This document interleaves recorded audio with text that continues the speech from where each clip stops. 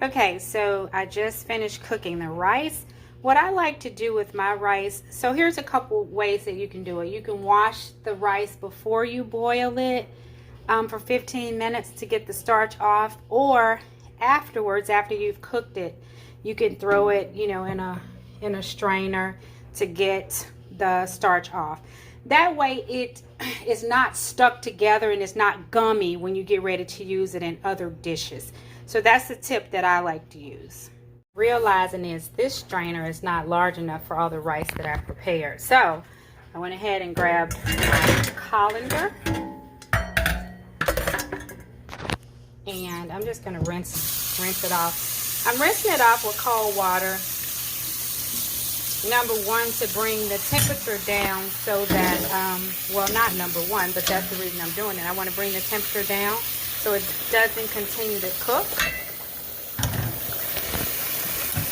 Now, I know somebody should be, why are you doing it like that? Blah, blah, blah. I'm doing it like that because that's the way I choose to do it. But again, if you want to wash the starch off before you cook it, you certainly can do that.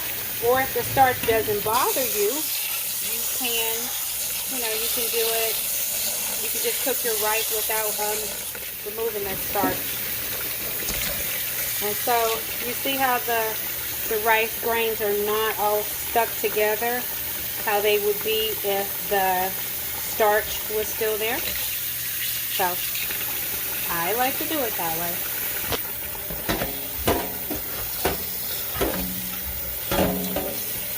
Never mind my stuff over here in the sink. Okay, so the first thing that we're going to do is I have my ground beef. And remember, I'm only making enough for just one person.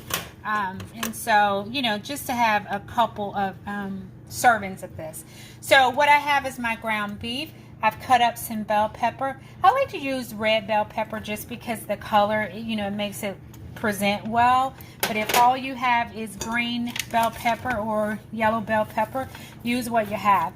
You're going to brown this until, well, you're going to brown the ground beef, but you're also going to cook until the bell pepper is you know, pretty tender. Okay, so it's probably going to be about 10 minutes that you'll cook this. Okay, so you have that brown and the bell pepper is nice and tender. So what you want to do is drain this oil off, and I'll meet you back here at the stove. Guys, so we're almost finished. So what we have is some diced green onions. We're going to dump that in. We have some nice spices. So we have garlic powder. We're going to dump that in.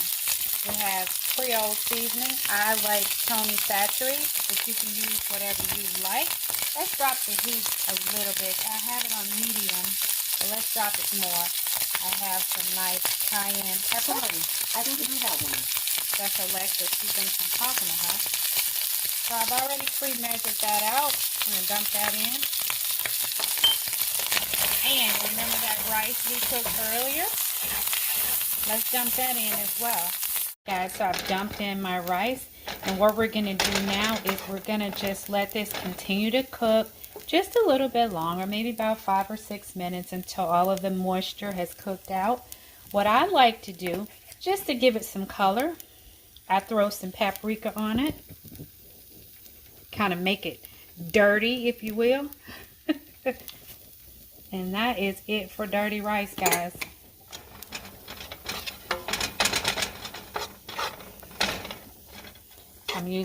I'm holding the camera today and trying to use my hand, so use my other hand. Let's get that color nice, dark and lovely, if you will. Alright, you can start to see the color changing a little bit with that paprika.